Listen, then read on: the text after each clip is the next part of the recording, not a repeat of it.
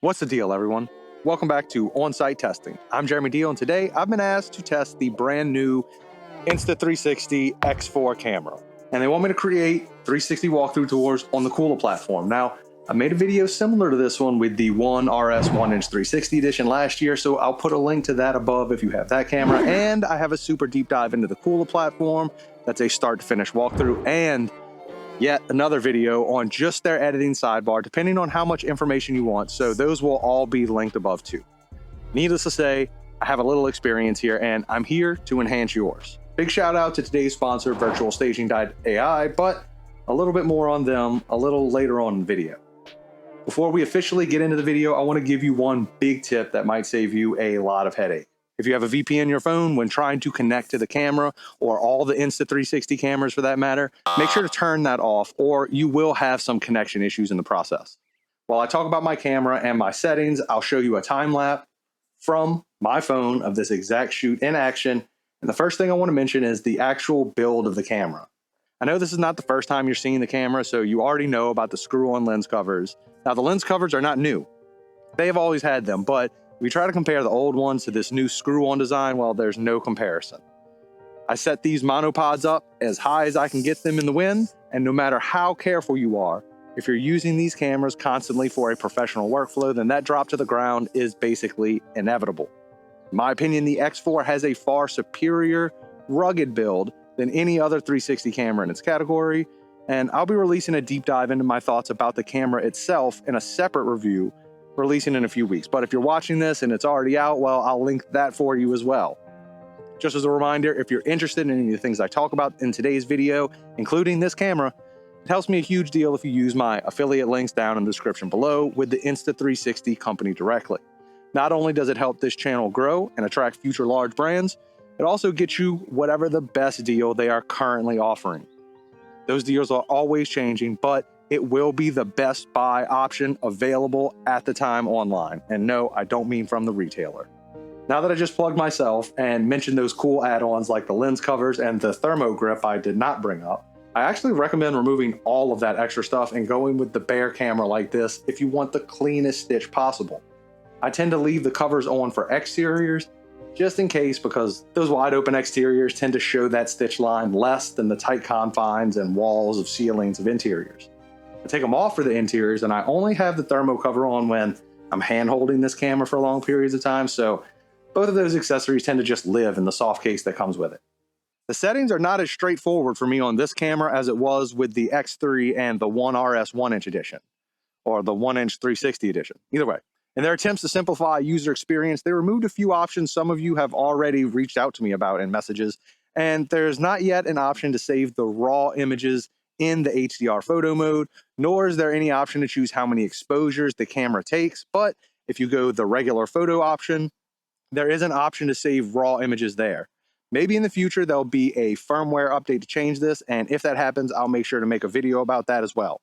So in the meantime, I've done a little testing, and it seems to me that the standard photo mode takes the INSP and RAW, and that's the best option because the DNG file is hands down better to edit, and it produces the cleanest final image for my post-production, so it's the one I recommend shooting in. I find it to be the most useful and user-friendly to the post-production process, shown here via screenshot from my phone's application, and I found that the HDR image is actually stretched a bit from the DNG image, even though all the settings are the exact same in camera and using the desktop studio software. If you're interested in the preset for the X4 DNG that I create and I use for my starting point, you can find that link down below as well. I'll show a few images from this point while I give you some tips for creating the most user-friendly KUULA tours with these images. My favorite part about using KUULA as my 360 tour delivery service is the post-production available between on-site and delivery. Not only that, since it works off of images and not direct integrations with the camera itself like other 360 tour services, it means, well, the day a camera is released, it already works with the KUULA system. That can't be said about their biggest competition in the space. As a matter of fact, as I'm recording this, Matterport still doesn't have this camera built into the system, so those waiting for me to release a tutorial with that, well, you're gonna have to wait until Matterport updates their systems. Before we get into the shooting process and the biggest tips of the video, I want to tell you about today's video sponsor, virtualstaging.ai. It does not matter if you're a professional photographer in the real estate space, a brokerage running a team, or a single agent wanting to increase the look and feel of their brand online, then virtualstaging.ai is a no-brainer for you. It's not only the cheapest virtual staging you can find, it's the best AI-driven product out there and has multiple styles of furniture and room types to choose from. They're even working on a declutter option, so now you can remove the furniture that's there and replace it with styles that match your feel and vibe. Check out my link down below where you can find a nice size discount, and when you sign up, it also helps this channel grow in the process while using a website I currently use with my clients for deliveries. So it's something I stand behind.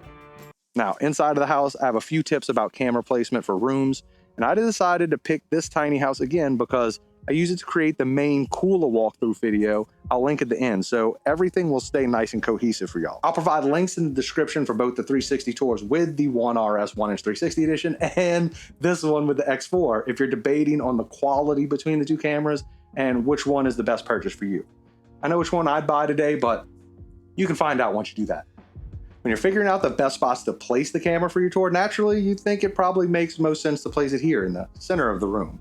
But go ahead and squash that thought, because even though sometimes it's a good place, it's going to cause too much scrolling and work on the viewers' end who are debating this purchase, not of the camera, of the house you're shooting in. You want to put the camera in the same place you'd put it for standard photography, which means closer to corners with expansive views looking out from the camera. Your goal is to have the viewer see the best possible view and give them a little bit of ability to move around and explore before moving on to that next hotspot. You don't want to give them a chance to get frustrated by scrolling around too much and not knowing what to do. I still use the Insta360 selfie stick with the tripod legs for all my interior 360 images because I find it to be the perfect height without worrying about it. Just extend it to the max and ready to go. And with the auto horizon on the camera, you don't even have to worry about it being level. Typically, I like to turn on the timer and hide behind things because I hate having my phone or my tablet out in my hand basically the entire time, though I will be doing it this shoot to record it for y'all. But the X4 also links up with the GPS remote. You've seen this before if you watch my channel. I use it with my Ace Pro, and this seems to be the perfect happy medium between all my other workflows I just mentioned because I can use this. Just make sure to do the firmware update through your app on the remote for it to work with the X4. This is one of the reasons I choose to work with the Insta360 brand over all the other action cams and 360 cams that have reached out to this channel. I love how compatible everything is with everything else. I digress. When it comes to how many hotspots or images you want in the property, there is a such thing as too many. You want to pick the best two angles of the room while also allowing you to move around the property seamlessly through hotspots. But this is really a skill you pick up more with time. Remember, if you're interested in any of the products I use today, the links are down in the description below. If you're the kind of person who just wants to know the basics of how to get a KUULA tour up as quickly as possible, you can check out this link over here. And if you want a much deeper dive into everything from this point to make an incredible viewing experience out of your tour, and the one I recommend, then check out this one instead. Catch you next time.